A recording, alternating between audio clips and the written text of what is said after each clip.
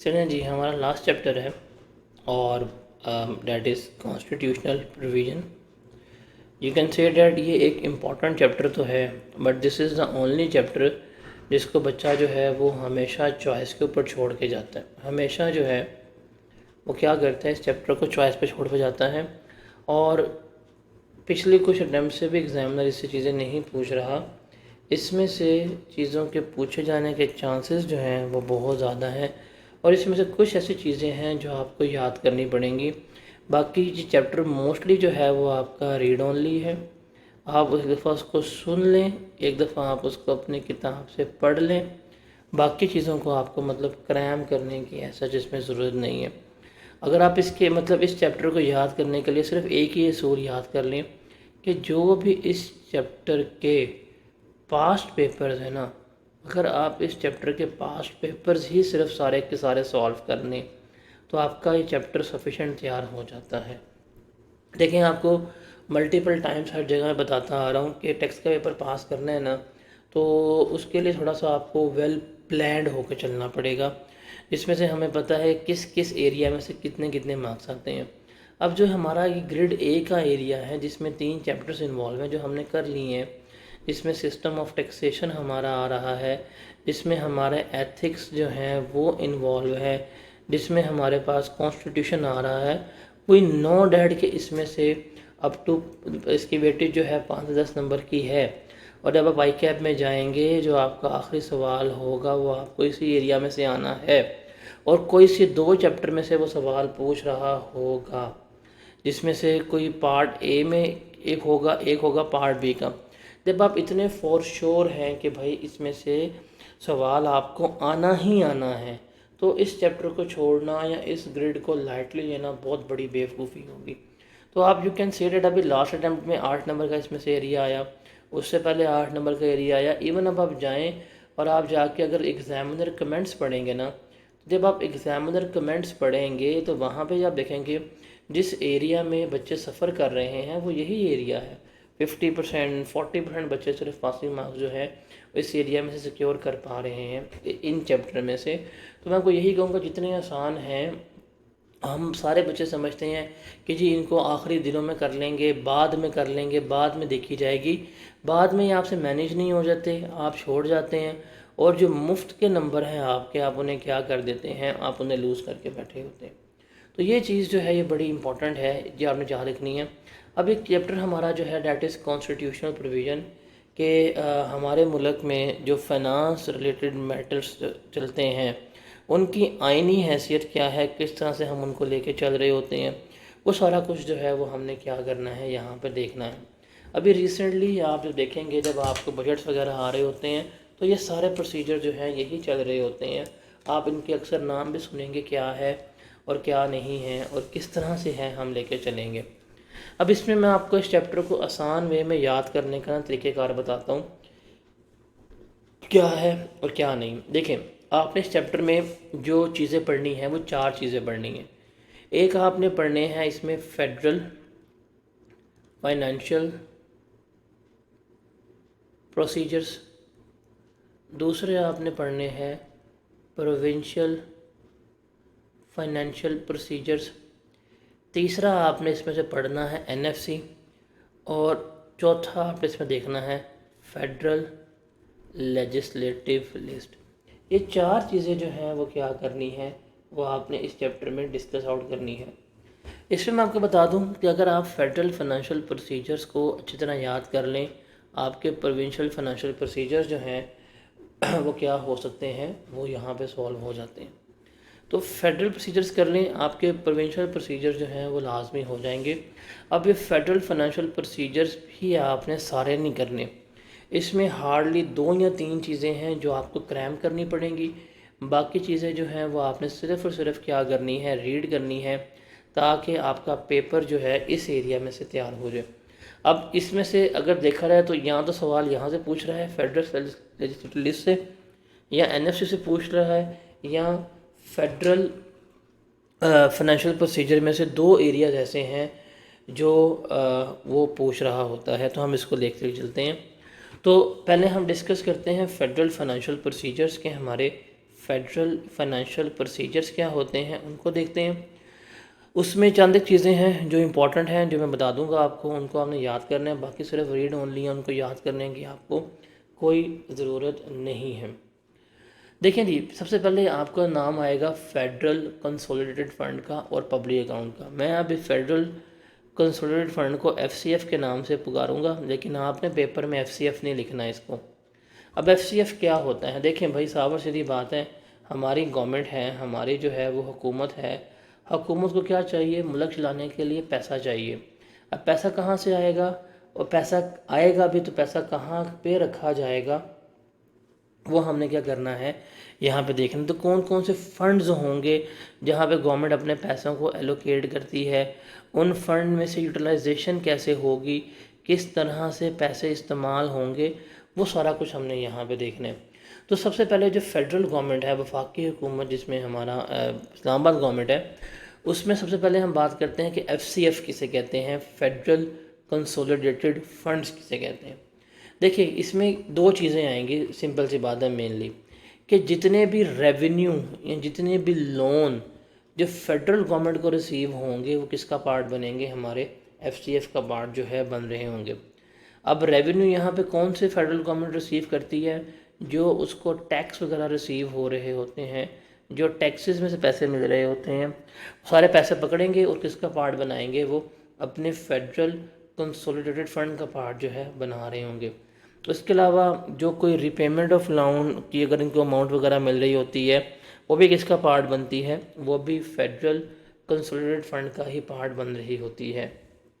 उसके अलावा ये जो दो चीज़ें हैं, ये वाली दो चीज़ें, ये किसका पार्ट बनती हैं? हमारी एफसीएफ का पार्ट बनती हैं, कि ये है फेडरल कंसोलिडेटेड फंड।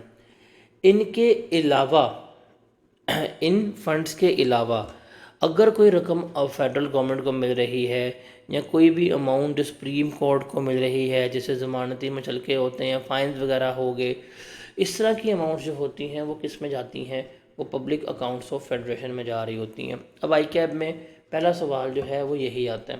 पहला सवाल इसमें से यही आता है कि बताएं जी, एफसीएफ में कौन कौन सी अमाउंट्स आती हैं और पब्लिक अकाउंट्स में कौन कौन सी अमाउंट्स आती हैं। आई के पहला सवाल ये है। तो आपको पता होना चाहिए एफसीएफ में क्या आएगा। जितने हमने लोन्स फेडरल गवर्नमेंट लेती है, जितने वो रेवेन्यू वगैरह रेस कर रही होती है, और जो उसको रिपेमेंट्स की अमाउंट मिल रही होती है, वो किसका पार्ट बनती हैं? एफसीएफ का पार्ट बनती हैं। और पब्लिक अकाउंट में कौन कौन सी आती हैं? कि कोई भी अमाउंट जो other than loan and revenue federal government को रिसीव होगी, वो किसका पार्ट बनेगी? पब्लिक अकाउंट्स का पार्ट बनेगी। और कोई भी अमाउंट जो सुप्रीम कोर्ट को या अदालतों को मिल रही होगी as a fine, as a ज़मानती मुचलके वगैरह, वो किसका पार्ट बनेंगी? पब्लिक अकाउंट्स का पार्ट बनेंगी। तो यह एक फेमस क्वेश्चन है कि भाई बताएं ये अकाउंट्स में कौन कौन सी अमाउंट आती है, ये आपको याद होना चाहिए। अब उसके बाद है कि इन दोनों की, इन अकाउंट्स की कस्टडी किसके पास है, कौन इनको मैनेज कर रहे हैं, कौन इनके रखवाले हैं, कौन इनको लेके चल रहे हैं, वो हमने यहाँ पे देखना है। देखें जी, ये दोनों फंड्स की कस्टडी जो है, या जो इसके तमाम रेगुलेशन है, या जो तमाम इसके मैटर्स हैं, वो कौन कहाँ से हो रहे होते हैं? जो हमारी पार्लियामेंट है, हम उसको पार्लियामेंट से मैनेज कर रहे होते हैं। कहाँ से? पार्लियामेंट से, या जो सदर ने रूल्स बनाए होते हैं उसमें से। पार्लियामेंट का अगर हम जिक्र करें तो हमारा जो हमारा पार्लियामेंटी निज़ाम है, उसमें जो प्रेसिडेंट है हमारे पास, वो हेड ऑफ स्टेट होते हैं। उसके बाद हमारी पार्लियामेंट आती है। पार्लियामेंट में दो हाउसेज होते हैं, एक है हमारे पास अपर हाउस, इसे हम कहते हैं ये हमारा सेनेट है, और दूसरा है हमारा लोअर हाउस, इसे हम क्या कहते हैं? नेशनल असेंबली कह रहे होते हैं। तो यहाँ पे कोई भी बिल वगैरह पास होते हैं, इसके पास जाते हैं, ये साइन करते हैं, तो वो हमारे मुल्क में कानून बन जाता है। तो ये एफसीएफ हो गया, ये पब्लिक अकाउंट्स हो गया, इसमें से जो भी अमाउंट चलेगी, जो भी अमाउंट निकलेगी, उसकी सारी मैनेजमेंट होगी, सारी कस्टडी वगैरह विड्रॉल्स की, पेमेंट्स की, वो ये पार्लियामेंट के ज़रिए ही कंट्रोल होगी। पार्लियामेंट अप्रूव करेगी तो आप खर्चा कर पाएंगे, पार्लियामेंट आपको अलाउ करेगी तो सारे आपके एक्सपेंसेस जो हैं वो मेड हो रहे होंगे। तो ये है हमारे पास फेडरल कंसोलिडेटेड फंड। इसमें से ये चीज़ सिर्फ आपने याद रखनी है कि क्या होता है और क्या नहीं होता। उसके बाद है annual budget statement. Annual budget statement is the read only thing. अभी आप देखेंगे कि हर साल ना आपको जून के महीने में नज़र आ रहा होता है कि गवर्नमेंट ऑफ पाकिस्तान जो है वो क्या करती है, वो अपना बजट जो है प्रेजेंट करती है। अक्सर देखते हैं कि जी हर जून के महीने में गवर्नमेंट क्या करती है, अपना बजट जो है प्रेजेंट करती है। अब वो बजट होता क्या है बेसिकली, ये आपकी एक स्टेटमेंट होती है, एस्टिमेटेड स्टेटमेंट होती है कि आप अंदाज़े लगा रहे हैं नेक्स्ट ईयर में जो शुरू हो रहा है कि हमें कितने एक्सपेंसेस जो हैं, कितने अखराजात जो हैं वो करने पड़ेंगे, और इन एक्सपेंसेस को फुलफ़िल करने के लिए रेवेन्यू कहाँ से आएगा, कितने पैसे चाहिए, वो होते हैं। तो एक स्टेटमेंट होती है जिसमें सारी आपके लिस्ट ऑफ एक्सपेंसेस गिवन होते हैं कि जी तालीम पे इतने अरब लगाने हैं, सेहत पे इतने अरब लगाते हैं, रोड डेवलपमेंट पे इतने लगाने हैं, डिफेंस पे इतने लगाने हैं, सिविल गवर्नमेंट पे इतने लगाने हैं, पेंशन हमें इतनी चाहिए, इतने के लिए हमें डेवलपमेंटल एक्सपेंसेस चाहिए। तो सारी आपने एक अपनी ना प्रॉपर लिस्ट गिवन की होती है कि ये एक्सपेंसेस जो हैं वो हमें दरकार हैं और इनके लिए हमें पैसे जो हैं चाहिए होते हैं। तो हर साल क्या होती है, फेडरल गवर्नमेंट जो है ये एस्टिमेटेड रसीट्स के इनके लिए पैसा कहाँ से आएगा, खर्चे कहाँ पे होंगे, ये क्या करती है, जमा कराती है। इसे हम क्या कहते हैं, एनुअल बजट स्टेटमेंट कह रहे होते हैं। फिर इस एनुअल बजट स्टेटमेंट में एबीएस में ये क्लियरली मेंशन किया जाता है कि कितनी अमाउंट जो है वो हमें एफसीएफ से चाहिए, कितनी अमाउंट जो है वो हमें पब्लिक अकाउंट से चाहिए। ये सारा कुछ जो है वो इसमें सारे का सारा मेंशन किया जाता है। फिर यहाँ पे ये भी लिखा था कि हम इसमें से हमारे रेवेन्यू बेस एक्सपेंसेस कौन से होंगे और हमारे कैपिटल एक्सपेंडिचर्स कौन से होंगे। ये सारा कुछ जो है वो इसमें सारा हम एक्सप्लेन कर रहे होते हैं। तो बेसिकली ये बजट होता है जो अभी गवर्नमेंट जो है प्रेजेंट कर रही होती है हर जून के महीने में कि ये हमारा बजट है, ये तखमीना लगाया हुआ है, ये हमारा टारगेट है, इतना हमने रेवेन्यू इकट्ठा करना है, इतना टैक्स आना है, इतने लोन्स लेने हैं, यहाँ यहाँ पे इतने इतने पैसे लगाने हैं, सेहत पे इतना, तालीम पे इतना, डेवलपमेंट पे इतना, रोड्स पे इतना, मोटरवे पे इतना, सारा कुछ स्कीम जो भी उसने अनाउंस करना है, इनकम सपोर्ट पे इतना लगाना है, वो सारा कुछ यहाँ पे इस बजट स्टेटमेंट में क्या कर रहे होते हैं, ये प्रेजेंट कर रहे होते हैं। उसके बाद this is the famous question जो पास्ट पेपर में मल्टीपल टाइम आपको मिलेगा, जो पास्ट पेपर में मल्टीपल टाइम आया भी हुआ है, वो है कि फेडरल फाइनेंशियल प्रोसीजर्स में अभी हम पढ़ के आए हैं, हमारे पास होता है एक, इसे हम कहते हैं federal consolidated fund, FCF. FCF में से कौन कौन से एक्सपेंसेस जो हैं वो हम चार्ज कर रहे होते हैं, या एफसीएफ में से कौन कौन से एक्सपेंसेस जो हैं वो हमें अलाउ होते हैं, ये चीज़ जो है वो हमने यहाँ पर डिस्कस आउट करनी है। देखिए ये इम्पोर्टेंट क्वेश्चन है और इसको आपको क्रैम करना पड़ेगा। पहले सवाल था एफसीएफ क्या होते हैं, पब्लिक अकाउंट्स क्या होते हैं, और दूसरा हमारे पास जो होगा वो होगा कि भाईजान बताएं कि हमने कौन से एक्सपेंसेस जो हैं वो एफसीएफ में से चार्ज करने होंगे। ये सारा कुछ जो है वो हमने क्या करना है, यहाँ पर डिस्कस आउट करना होगा। तो आई कैप का बहुत ही फेमस क्वेश्चन जो है इसे हम क्या कर रहे हैं, यहाँ पर डिस्कस कर रहे हैं, और ये बड़ा आसान है। मुश्किल समझा जाता है, बच्चे जो हैं कहते हैं जी बड़ा मुश्किल है, इसको याद करना, क्रैम करना पड़ता है, उतना ही आसान है। अब देखें जी, कहते हैं जी following expenses shall be charge from the FCF. पहले हम बात करेंगे रेम्यूनरेशन की, तनख्वाहों की। अब किस किस के रेम्यूनरेशन, जो प्रेसिडेंट होगा सदर पाकिस्तान और जो उसके ऑफिस का अमला होगा, उनकी तमाम तनख्वाहें कहाँ से पे की जाएंगी, एफसीएफ से, जो हमारा फेडरल कंसोलिडेटेड फंड है वहाँ से पे की जाएंगी। फिर जो सुप्रीम कोर्ट के जजेस होते हैं, चीफ जस्टिस हो गया और जो रिमेनिंग जजेस हो गए, इस्लामाबाद हाई कोर्ट के जजेस वगैरह हो गए, इनकी सैलरीज जो हैं कहाँ से पे की जाएंगी, हमारे एफसीएफ से पे की जाएंगी। जो चीफ इलेक्शन कमिश्नर जो है उसकी सैलरी कहाँ से पे की जाएगी, एफसीएफ से पे की जाएगी। जो हमारा चेयरमैन होगा, डिप्टी चेयरमैन होगा सेनेट का, उसकी सैलरी यहाँ से पे की जाएगी। फिर जो स्पीकर होगा नेशनल असेंबली का, डिस्ट्रिक्ट स्पीकर होगा, उसकी सैलरी यहाँ से पे की जाएगी। और जो ऑडिटर जनरल होगा इसकी रेम्यूनरेशन जो है वो यहाँ से पे की जाएगी। तो पहली बात आती है कि सैलरीज़ जो रेम्यूनरेशन है किस किस की यहाँ पे होती हैं, प्रेसिडेंट की, सुप्रीम कोर्ट के जजेस की, चीफ इलेक्शन कमीशन की, चेयरमैन डिप्टी चेयरमैन की, स्पीकर डिप्टी स्पीकर की, और जो हमारा ऑडिटर जनरल पाकिस्तान होगा, इनकी सारी सैलरीज़ जो हैं वो हम कहाँ से पे कर रहे होते हैं, एफसीएफ से पे कर रहे होते हैं। उसके बाद जो हम ये लोग पढ़ के आए हैं, इनके सारा जो एडमिन स्टाफ होगा, मतलब सुप्रीम कोर्ट के सर्वेंट्स, उनके ऑफिसर, हाई कोर्ट के सर्वेंट, उनके ऑफिसर, ऑर्डर जनरल डिपार्टमेंट के ऑफिस हो गया, सेक्रेटेरिएट हो गया, पार्लियामेंट का, सेनेट का, नेशनल असेंबली का, इनके सारे ऑफिस के एक्सपेंसेस जो हैं वो भी सारे कहाँ से पे होंगे, हमारे FCF से पे हो रहे होंगे। उसके अलावा नंबर थर्ड पे आता है हमारे पास डेट चार्जेस, कि अगर हुकूमत ने लोन वगैरह लिया हुआ है, उसके ऊपर जो इंटरेस्ट वगैरह पे हो रहा है, सूद वगैरह पे कर रही हैं, वो भी सारे कहाँ से पे होंगे, हमारे FCF से पे हो रहे होंगे। उसके अलावा पाकिस्तान के ऊपर कोई जजमेंट हो जाए, कोई केस वगैरह हो जाए हुकूमत पे, या हुकूमत को जुर्माना वगैरह पड़ता है, तो वो जुर्माने वगैरह की पेमेंट भी कहाँ से होती है, FCF से हो रही होती है। या कोई भी अमाउंट जो कॉन्स्टिट्यूशन या आइन के तहत या पार्लियामेंट से अप्रूव करवा के अगर आप ले लेते हैं, तो वो कहाँ से दी जाएगी, आपको FCF से ही दी जा रही होगी। तो बेसिकली सारे एक्सपेंसेस की लिस्ट है जो हम कहाँ से कर रहे होते हैं, जो हम इन FCF से पे कर रहे होते हैं।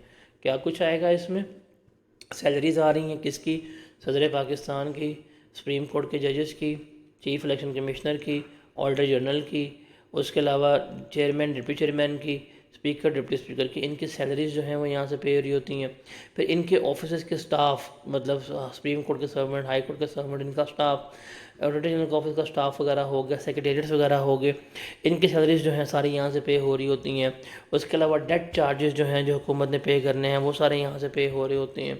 पाकिस्तान के ख़िलाफ़ केस वगैरह हो जाए उसकी पेमेंट यहाँ से हो रही होती हैं, या कोई भी अमाउंट जो पार्लियामेंट कह दे वो कहाँ से पे होगी, आपकी इसमें से ही पे हो रही होगी। तो ये one of the most famous question है कि फेडरल फाइनेंशियल प्रोसीजर्स क्या होते हैं, और फेडरल फाइनेंशियल प्रोसीजर में से दो चीज़ें सिर्फ वो पूछ रहा होता है, FCF क्या है और FCF में से एक्सपेंसेस कौन से पे होने हैं ये। तो ये दो चीज़ें सिर्फ अगर आप अच्छी तरह याद कर लें तो आपका एक मेन क्वेश्चन जो है वो क्लियर हो जाता है। अब आगे जो हम ये डिस्कशन करेंगे ये सारी आपकी रीड ओनली हैं, ये याद करने वाली नहीं है। ये सारी क्या है, आपकी रीड ओनली है, इनको क्रैम करने की ज़रूरत नहीं है। क्रैमिंग वाला एरिया पीछे गुजरा है, ये मैंने आपको बता दिया है। अब है अगला सवाल कि जी ये जो एनुअल बजट स्टेटमेंट है, ये जो ABS है, इस ABS को अप्रूव करवाने के क्या प्रोसीजर होंगे। अब अभी आप ये देखेंगे जैसे आपके मुल्क में बजट वगैरह प्रेजेंट होता है तो सारी उसकी बात जो है हम यहाँ पे क्या कर रहे होते हैं। अब देखें क्या करती है गवर्नमेंट ने, जो अखराजात वगैरह चाहिए होते हैं FCF से या पब्लिक अकाउंट से, वो क्या करते हैं, वो ला के उनको पहले नेशनल असेंबली में सबमिट करवाते हैं, भाईजान ये खर्चों की लिस्ट है, ये हमें खर्चे जो हैं वो चाहिए। और फिर वो क्या करते हैं, उन तमाम खर्चों की पार्लियामेंट में डिस्कशन होती है असेंबली में, वोटिंग रिक्वायर नहीं होती। क्या होती है, डिस्कशन होती है, हाँ जी ठीक है, नहीं ठीक, क्यों चाहिए। गवर्नमेंट को क्या करना होता है, गवर्नमेंट को सेटिस्फाई करना होता है बाकी तमाम MNAs वगैरह को। उसके अलावा जो और भी कोई एक्सपेंसेस वगैरह हों जो आपको in the form of grant चाहिए होते हैं, अब वो भी क्या करते हैं, यहाँ पे लाके डिस्कस करते हैं। अब असेंबली के पास पावर है, बिकॉज आपने जो भी एक्सपेंसेस वगैरह चाहिए आप in the form of grant मांगेंगे। अब असेंबली के पास पावर है कि वो आपकी ग्रांट को एक्सेप्ट कर दें, वो आपकी ग्रांट को रिजेक्ट कर दें। इवन आपने अगर उनसे 1000 मांगा वो आपको 800 दे सकते हैं, वो आपकी ग्रांट को क्या कर सकते हैं, वो रिजेक्ट भी कर सकते हैं। तो ये सारी पावर किसके पास है, this all power lays in the hands of parliament. ये जो पार्लियामेंटेरियंस होते हैं, MNAs होते हैं, इनसे वोटिंग होती है, सारा कुछ कर रहे होते हैं। अभी जो भी डिमांड होगी, बिकॉज गवर्नमेंट ने अगर कोई खर्चा करना है ना तो गवर्नमेंट ये नहीं कहती पैसे दे दो, गवर्नमेंट हमेशा डिमांड करती है। क्या होता है, पहले कैबिनेट बैठती है, फाइनेंस कमेटी जो है, जो होती है डिपार्टमेंट, वो अपने सिफारशात लेके आता है, कैबिनेट में जाती हैं, कैबिनेट डिस्कस करती है, फिर कैबिनेट जाके प्राइम मिनिस्टर उसको अप्रूव करता है, प्राइम मिनिस्टर अप्रूव करता है, पार्लियामेंट में जाती है, पार्लियामेंट में डिस्कशन होती है, पार्लियामेंट में जब डिस्कशन होती है तो वहाँ से जब इसका ग्रांट इन एड की अप्रूवल वगैरह मिल जाती है, फिर उसके बाद जाके उनको पैसे जो हैं वो मिल रहे होते हैं। तो ये प्रॉपर एक प्रोसेस होता है। हमारे तो चूँकि आवाम को पता नहीं है, आवाम को बस यही पता है कि जी मुल्क में है और पैसे चोरी हो गए हैं, ऐसे हो गए, वैसे हो गया। एक एक रुपये का हिसाब किताब जो है वो क्या होना होता है, यहाँ पे हमने लेना होता है। एक एक रुपये का हिसाब जो है वो हम क्या कर रहे होते हैं, यहाँ पे निकाल रहे होते हैं। रुपये के लिए अप्रूवल चाहिए होता है। अच्छा, जब आप जाते हैं और जब आपको ऑथेंटिकेशन मिल जाती है, जब अभी ग्रांट अप्रूव हो जाती है, तो फिर कहाँ आती है, फिर वो स्केड्यूल जो है PM के पास आता है। वो जो अप्रूवल मिल गया, अब वो किसके पास आएगा, पीएम के पास आएगा। ठीक है भाई, अप्रूवल हो गया है। अब पीएम जो है वो क्या करेगा, उस स्केड्यूल को साइन कर देगा, जिस पे लिखा होगा कि जी इतनी ग्रांट्स जो हैं वो हमने नेशनल असेंबली से अप्रूव करवा ली हैं, इतनी अमाउंट जो है वो हम एफसीएफ से चार्ज कर रही हैं, इतनी अमाउंट जो है हमें पब्लिक अकाउंट से चाहिए। तो उस स्केड्यूल को कौन अप्रूव करेगा, फिर पीएम अप्रूव करेगा। जब वो अप्रूव कर देगा तो वो फिर ऑथेंटिकेटेड स्केड्यूल जो है वो जाके नेशनल असेंबली में सबमिट होगा। उसके ऊपर फिर डिस्कशन वगैरह नहीं होगी, बट असेंबली के प्लेटफॉर्म पे ले आएंगे कि भाई ये स्केड्यूल जो है वो क्या हो गया है, वो अप्रूव हो गया। अब फेडरल गवर्नमेंट को कोई भी खर्चा अप्रूव करवाना हो ना, तो उसको सारे ये प्रोसीजर जो हैं फॉलो करने होते हैं। ऐसे नहीं होते पीएम बन के जो दिल किया कर लें। आपका प्रॉपर प्रोसीजर है, एक एक रुपये के लिए आपको क्या करना पड़ता है, पूरे का पूरा प्रोसीजर जो है वो फॉलो करना पड़ता है।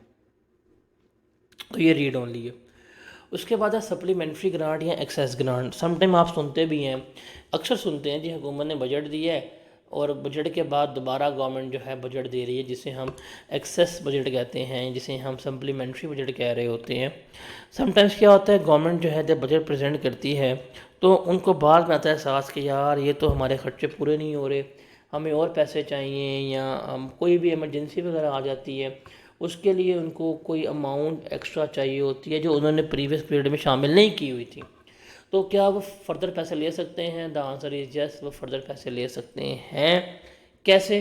सारा ये प्रोसीजर फॉलो होगा। अगर उनको कोई एक्सेस ग्रांट चाहिए, अगर सप्लीमेंट्री ग्रांट चाहिए, वापस जाएंगे पार्लियामेंट में डिमांड कर लेंगे, पार्लियामेंट में उसकी डिस्कशन होगी, अगर वो अप्रूव करेंगे तो सेम अभी जो हम प्रोसेस पढ़ के आए हैं इसी प्रोसेस से क्या हो सकता है, उनको सप्लीमेंट्री ग्रांट जो है वो मिल सकती है।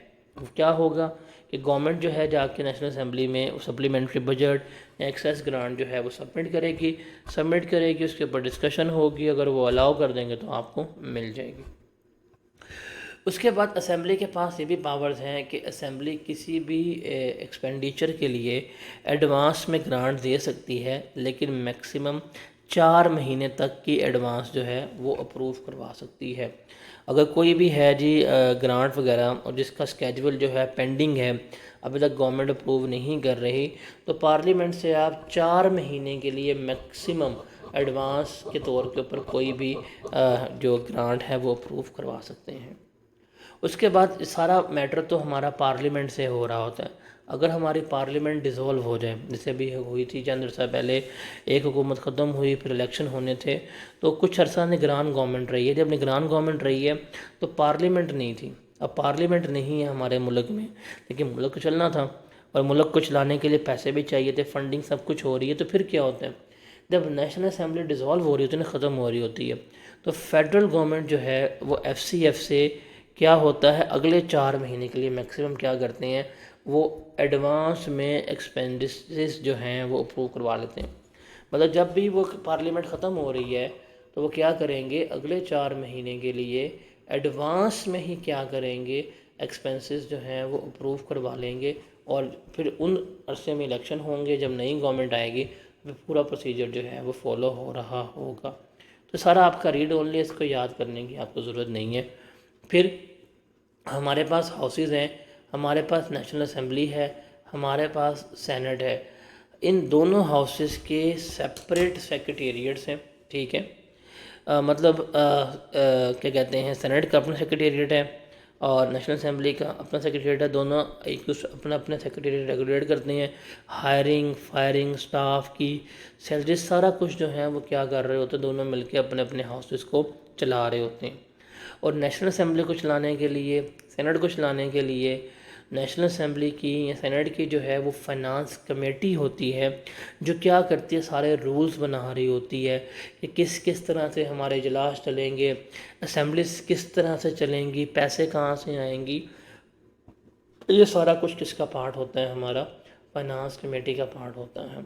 और फाइनेंस कमेटी में कौन कौन होता है, स्पीकर होगा या चेयरमैन होगा, फाइनेंस मिनिस्टर होगा, या बाकी मेंबर्स जो नेशनल असेंबली के सेनेट हैं जिनको वो मौजू समझते हैं, वो उसका पार्ट बनाएंगे, वो फाइनेंस कमेटी के मेंबर बनेंगे। फिर वो जो फाइनेंस कमेटी होगी वो सारा कुछ जो है वो क्या कर रहे होंगे, फाइनेंशियल मैटर्स को देख रहे होंगे। Is that clear? अच्छा जी, उसके बाद है हमारे पास प्रोविंशियल फाइनेंशियल प्रोसीजर। देखिए, प्रोविंशियल फाइनेंशियल प्रोसीजर्स को याद करने की कोई ज़रूरत नहीं है आपको, हैं अलग हैं, लेकिन थोड़ा सा आपने स्मार्टली चलना है। अगर आप स्मार्टली चलेंगे तो आप इस चैप्टर को बड़े इजीली वे में याद कर सकेंगे। अभी हम सारे फेडरेशन के फेडरल फाइनेंशियल प्रोसीजर जो हैं वो पढ़ के आए हैं। अगर बात हो रही हो प्रोविंशियल फाइनेंशियल प्रोसीजर्स की, तो ये जो टेबल है, इस टेबल को क्या कर लें, आप याद कर लें, तो आपके प्रोविंशियल फाइनेंशियल प्रोसीजर्स हो जाते हैं। बस क्योंकि हमारा सारा प्रोसीजर सेम है, बस आपको दोनों में डिफरेंस यहाँ रखना है। अब वो डिफरेंसेस क्या हैं देखें। जब हम फेडरल फाइनेंशियल प्रोसीजर्स की बात करेंगे तो इसमें फ़ंड होगा हमारा फेडरल कंसोलिडेटेड फ़ंड, और जब हम प्रोविंशियल्स की बात करेंगे तो मेरे पास क्या होगा, प्रोविंशियल कंसोलिडेटेड फ़ंड। यहाँ पे हमारा एफसीएफ होगा, यहाँ पे हमारा क्या होगा, पीसीएफ होगा। पब्लिक अकाउंट्स दोनों के सेम हैं, दोनों में कोई चेंज नहीं है, सेम कोई प्रोसीजर चेंज नहीं है। कोर्ट्स में यहाँ पे हमारे पास सुप्रीम कोर्ट होगा, इस्लामाबाद हाई कोर्ट होगा, और यहाँ पे हमारे पास क्या होगा, प्रोविंशियल कोर्ट होगा। अथॉरिटी यहाँ पे किसकी है, पार्लियामेंट की है। यहाँ पे अथॉरिटी किसकी होगी, प्रोविंशियल असेंबली की होगी। यहाँ पे नेशनल असेंबली होती है, यहाँ पे हमारे पास सूबाई असेंबलीज होती हैं। हेड ऑफ स्टेट प्रेसिडेंट है फेडरेशन में। सूबों में हेड जो होगा वो गवर्नर होगा। फेडरेशन में प्राइम मिनिस्टर होता है, सूबों में कौन होगा, सीएम होगा। एनुअल बजट स्टेटमेंट दोनों की चेंज है, प्रोसीजर अमल सारा कुछ कोई तब्दीली नहीं है। एक्सेस बजट की सारा सेम है, कोई तब्दीली नहीं है। हाँ, अगर एडवांस में एक्सपेंसेस अप्रूव करवाने हो तो फेडरल गवर्नमेंट 4 महीने तक के लिए एडवांस में एक्सपेंसेस अप्रूव करवा सकती है। प्रोविंशियल गवर्नमेंट कितने माह के लिए अप्रूव करवा सकती है, 3 माह के लिए। और अगर असेंबली डिज़ोल्व हो जाए तो तब भी 4 महीने के लिए ये एक्सपेंसेस अप्रूव करवा सकते हैं, और ये भी कितने महीने के लिए, 4 महीने के लिए अप्रूव करवा सकते हैं। तो बेसिकली ये टेबल आप याद कर लें, इस टेबल से आपको डिफरेंस चल देगा पता। उस डिफरेंस को याद रख लें, आपके प्रोविंशियल फाइनेंशियल प्रोसीजर्स जो हैं वो सारे के सारे जो हैं क्या हो जाते हैं, वो सॉल्व हो जाते हैं। जैसे कि देखें, अब ये प्रोविंशियल कंसोलिडेटेड फंड है, क्या है देखें, वही all revenue raise by provincial government, all loan repayment of loan किसका पार्ट बनेंगे, पीसीएफ का। पब्लिक अकाउंट में amount receive by provincial government या amount receive by high court, वहाँ पे हमने सुप्रीम कोर्ट फेडरल गवर्नमेंट पढ़ा था, यहाँ पे प्रोविंशियल गवर्नमेंट हाई कोर्ट पढ़े, इसके ऊपर आ जाता है।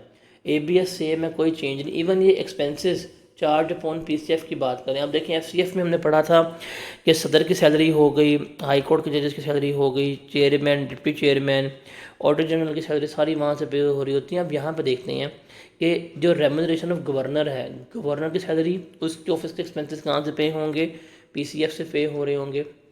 जो हाई कोर्ट की जज की सैलरी है कहाँ से पे होगी, पीसीएफ से पे होगी। जो स्पीकर, डिप्टी स्पीकर होंगे प्रोविंशियल असेंबली के, उसकी सैलरी यहाँ से पे होगी।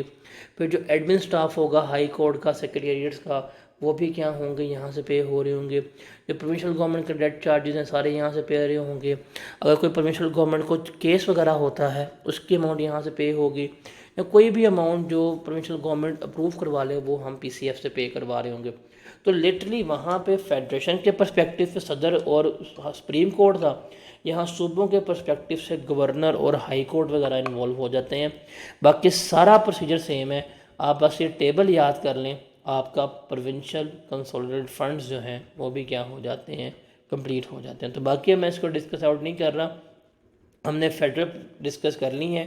टेबल आपके सामने है, आप इसे दफ़ा रीड करेंगे, आपके यहाँ पे हो जाएंगे कंप्लीट ये।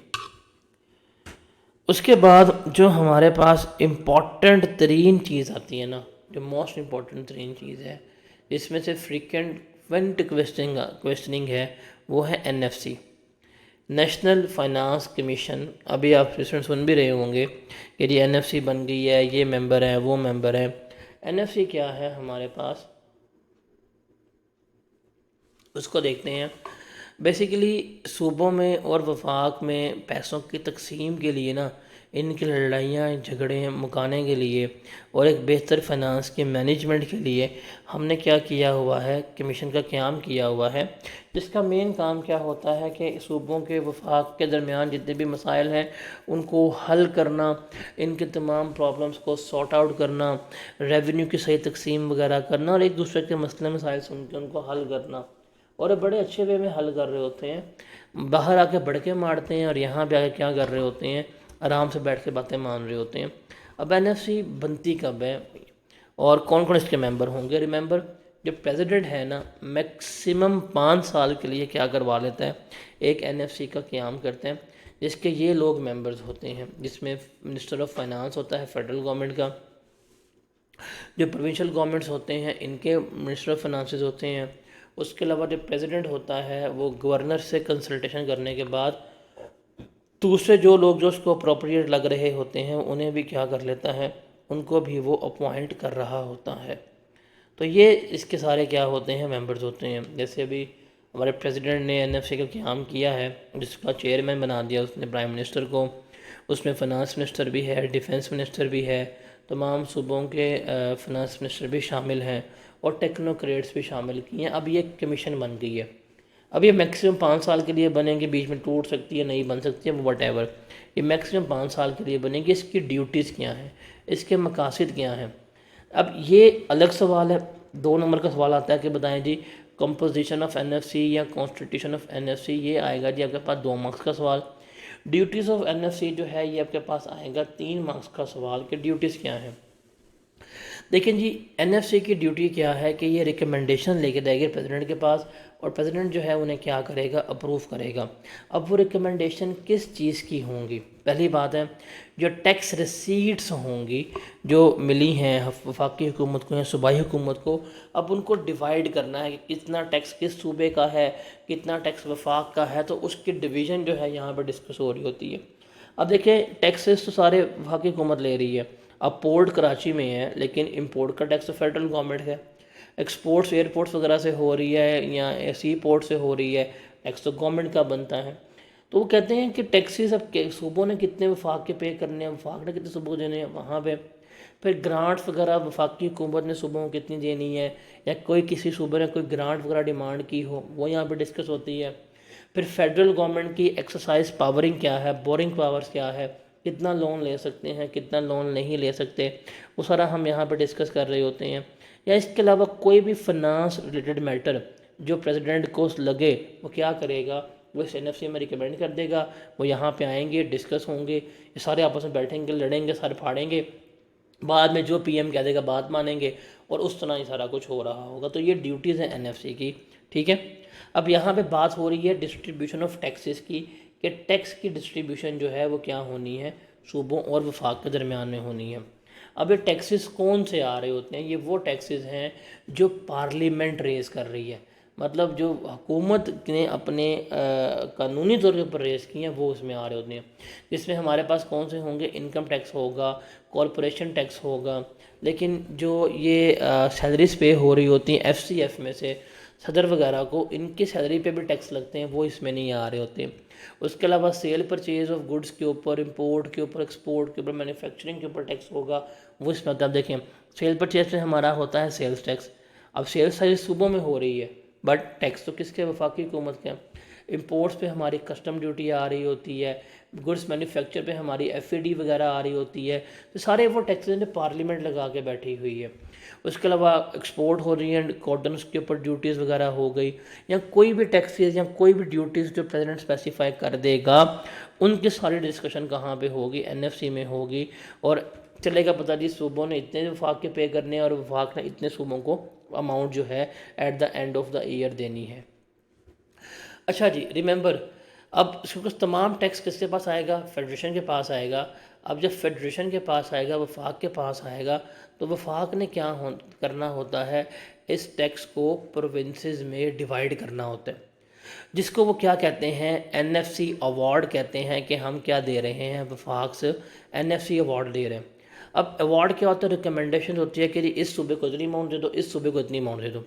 एक चीज़ आपने याद रखनी है कि जब भी फेडरेशन एनएफसी अवार्ड देगी वो हमेशा लास्ट अवार्ड से लेस नहीं हो सकता।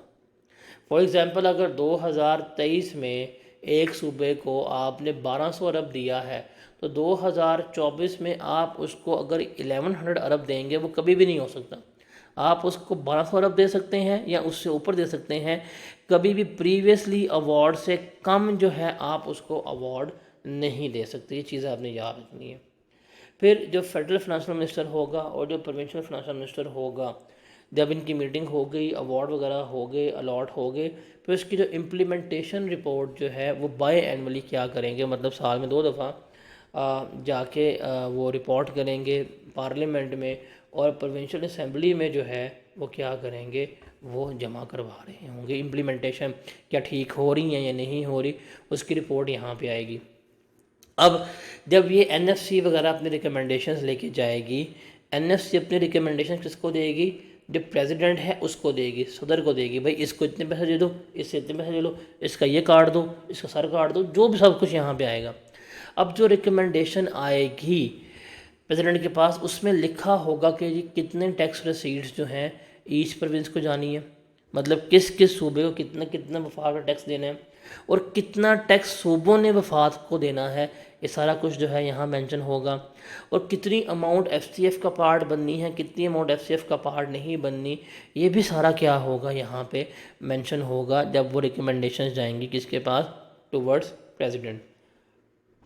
ये रिकमेंडेशंस बोथ हाउस में भी प्रेजेंट की जाएंगी, ठीक है।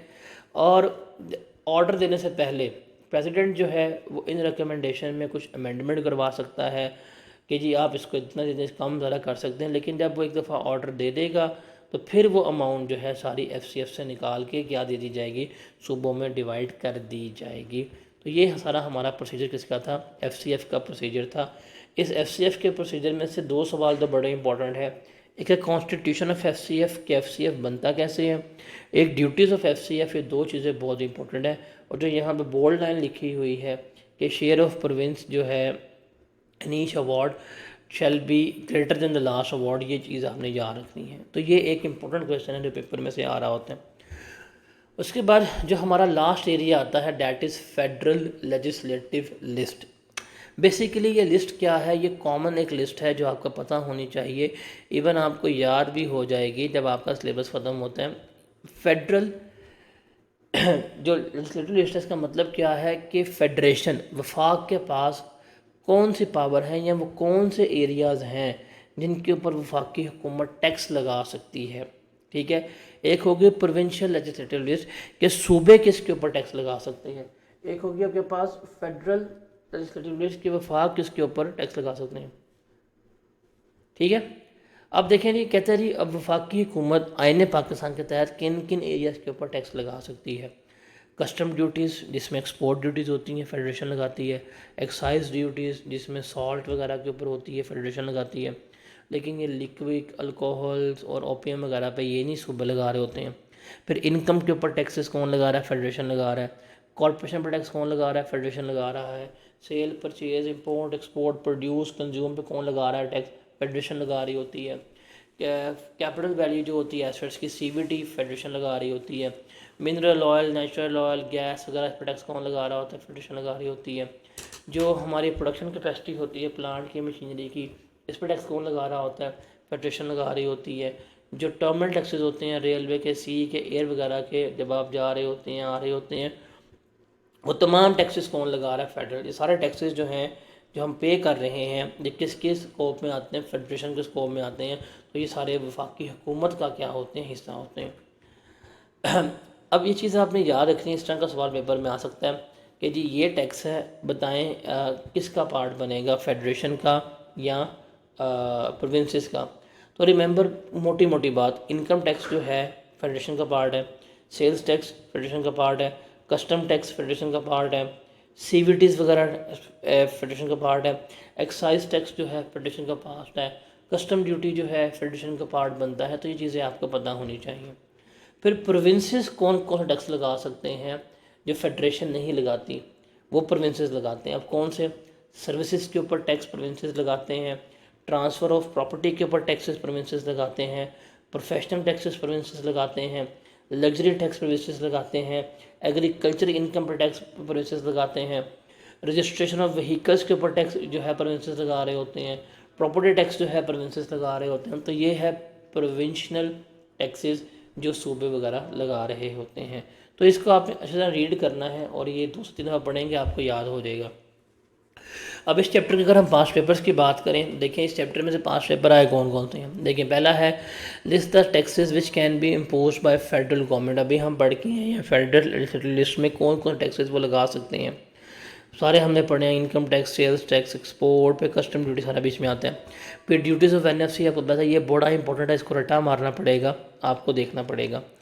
फिर ऑटम 15 में सवाल है what do you understand by term federal consolidated fund, FCF क्या होता है।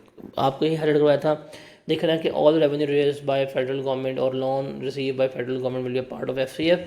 Enumerate the expenditure which should be charge upon FCF. बताएं कौन कौन से एक्सपेंसेस चार्ज होंगे, वो सैलरीज थी, उनके ऑफिस के एक्सपेंसेस थे, डेट चार्जेस, ये सारा कुछ इसमें आपने लिखना है। फिर जी under the provision of article 160 of the constitution of Pakistan briefly describe the formation of NFC. NFC कैसे बनती है and who shall be the member of NFC.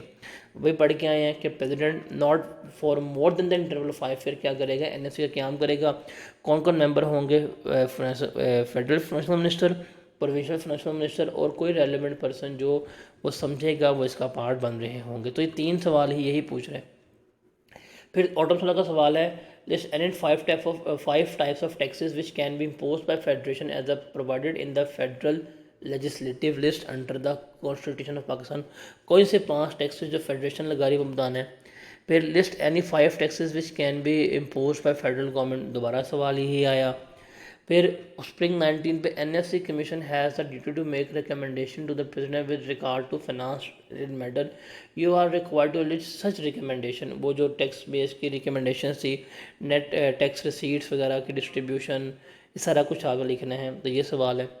फिर पार्ट बी है state the taxes and duties which may be raise under the authority of parliament. Parliament बताएं जी कौन कौन से टैक्सेस लगाती है, अभी हम पढ़ के आए हैं फेडरल लेजिस्लेटिव लिस्ट में। Also state the 4 types of taxes, बताएं कोई से ऐसे 4 टैक्सेस जो फेडरेशन में आते हैं और प्रोविंसेस में आते हैं। अब फेडरेशन में income tax, sales tax, custom duty, FED आती है। प्रोविंसेस में सर्विसेज के ऊपर, एग्रीकल्चर के ऊपर, ट्रांसफ़र ऑफ प्रॉपर्टी के ऊपर लग्जरी टैक्सेस जो हैं वो किसका पार्ट बनते हैं, प्रोविंसेस का। अब बॉटम 22 का सवाल है हमारे पास कि जी what is the list of following is the list of various type of taxes duties in respect of each of the above mentioned taxes duties identify whether they are covered under the scope of legislation of federation of the provinces। तो इसमें से कौन सा province का part बनेगा और कौन सा हमारा जो है फेडरेशन का पार्ट बनेगा। अब एग्रीकल्चर इनकम टैक्स प्रोविंस का पार्ट है, कस्टम ड्यूटी जो है हमारा you can say that federation का पार्ट है, tax on transfer of immovable property that is a part of province, CVT federation, property tax province और सेल्स टैक्स और services जो है ये भी हमारा प्रोविंस का पार्ट बनता है। तो यहाँ पे चैप्टर जो है ये हमारा वाइंड अप होता है।